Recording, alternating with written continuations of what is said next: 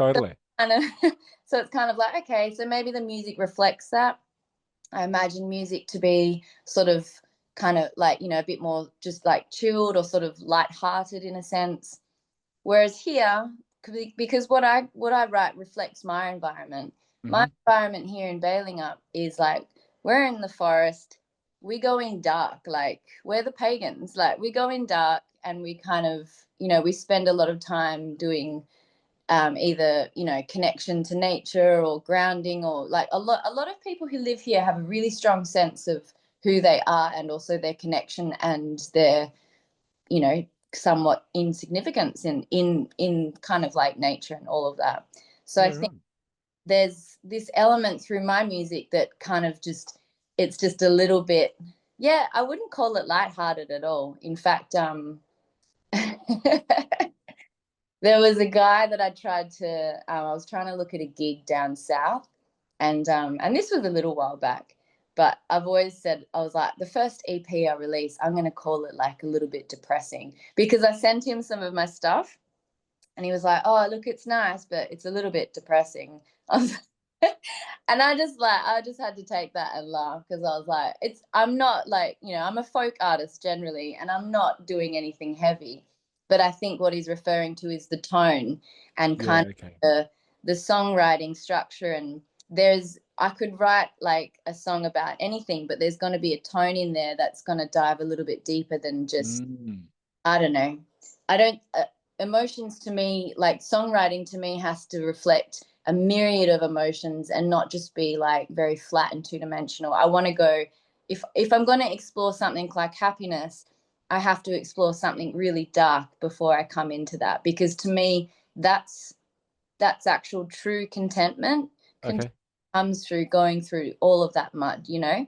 And I think it's just reflected in my music. So there's an element there, I have to say, that's just slightly, it might be uncomfortable, or it might just be a little bit too, yeah, I don't know. It's just, it's interesting giving it to an audience that might be used to a bit more sort of like just kind of upbeat, Yeah, yeah, yeah. like happy songs. And not that my songs are depressing, I don't think so at all, but I think what they do is they just kind of make you stop and go, oh, okay. Like I want to give people something to think about. Mm. So the people that I attract, I don't know if they would be more outspoken if I was to sort of, confidently stride through the crowd, or if it's just gonna, it maybe I'm just a songwriter for the people who, like me, feel a little bit outside of, I don't know, like kind of the popular stuff, like maybe Totally. people like me, they're kind of interested in something that's a little bit different anyway, and they might be a bit more quiet and reserved about it as well. So Yeah. it's a good question, and I'll have to try it, to be honest, and I should.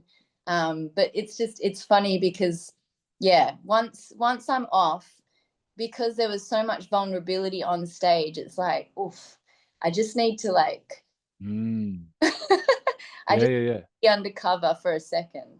Yeah. Yeah.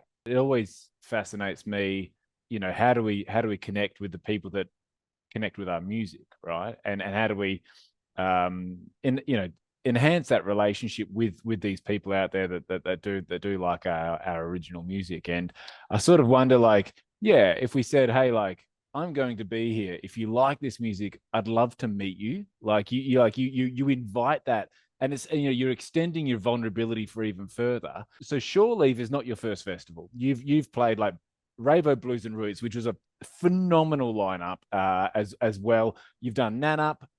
You've played with like Ash Grunwald, Salt and Steel. Like, how does an artist, like, that's what we see. We see this list, this resume of festivals that you and artists that you work with. Mm. What goes into getting onto those kind of bills, like, and those kind of opportunities? Like, what is it that we don't see? Like, how do you play to your strengths to beat sometimes hundreds of other artists to get on that bill? Mm. Wow. I don't know if you're going to like this answer either. Do it. I'm here for it.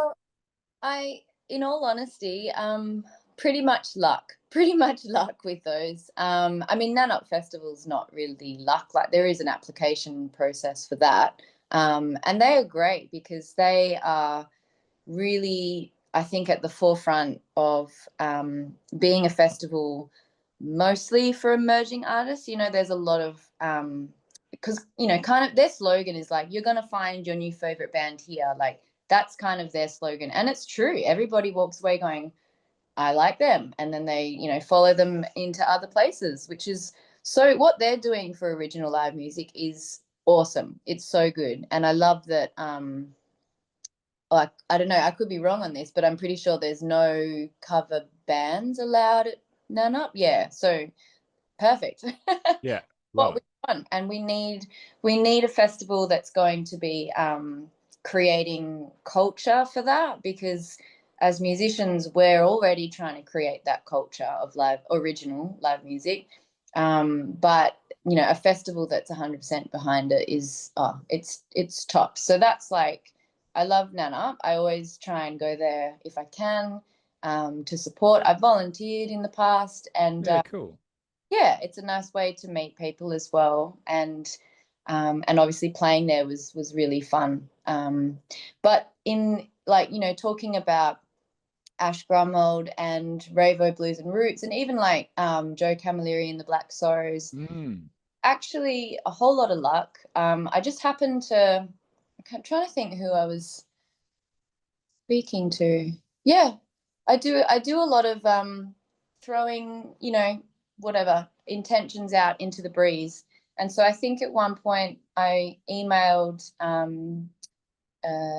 Indian Ocean Hotel, and I just happened to get passed on to someone who was looking for support. And I had supported Ash in the past at Gatsby's in Manjimup. Yeah, yeah, So yeah. it's like, oh, okay, cool.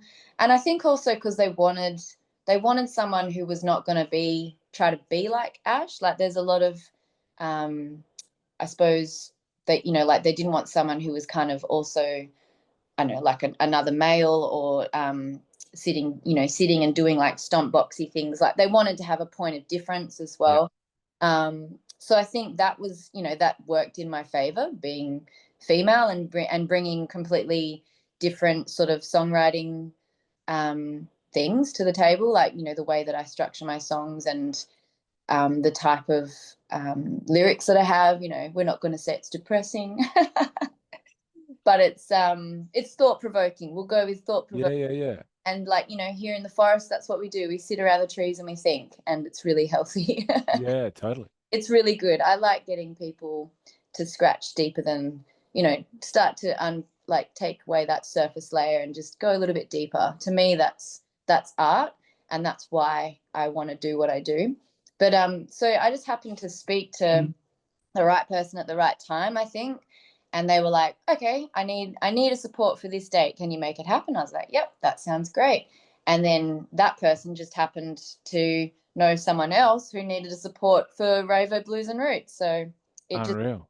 worked out that way. And strange because there's a million musicians in probably Perth alone who would have been very well deserved to get on that bill. I don't really know why they chose me. Maybe again they just wanted something different. But I was stoked to be there. I was stoked to have my drummer come up as well because we Yeah. started playing together for a little bit by that point.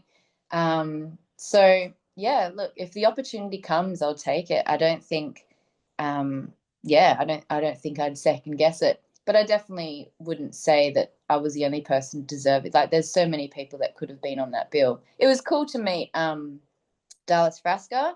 She was awesome to watch. I bought a record at the end, and it was cool to meet the Black Sorrows as well.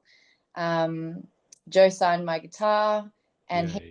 incredible to watch as well. He's got so much energy.